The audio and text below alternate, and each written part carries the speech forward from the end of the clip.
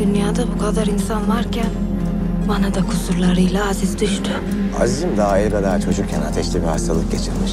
O yoklukta ailesi onu ölmekten ancak kurtarabilmiş. Adam Notre Dame'ın kamburuna benziyor. Çok konuşmayın gari. Kızım sen enayi mi? Gençliğine, güzelliğine yazık. Sana yakışan birini koluna tak. Hadi gidin!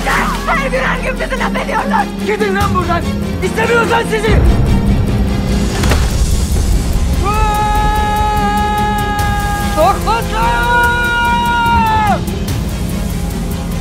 Kusurlu olan sen değilsin ki.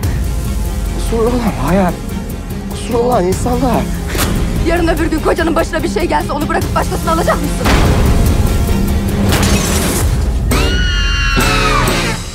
Ain't nothing like the West Coast girl, and I hope that you understand.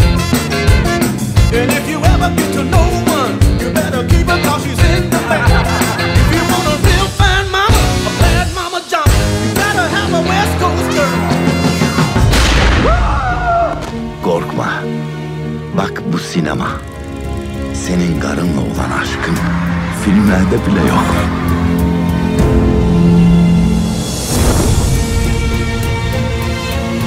Sevmek zahmetli iş. Bu zahmete katlanamayan yaşadım desin ama sevdim demesin.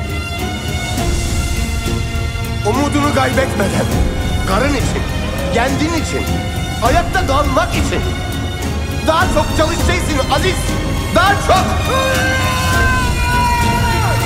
Hayat kısa. Affet, yardım et, şükret. Sev, gülümse, mutlu ol.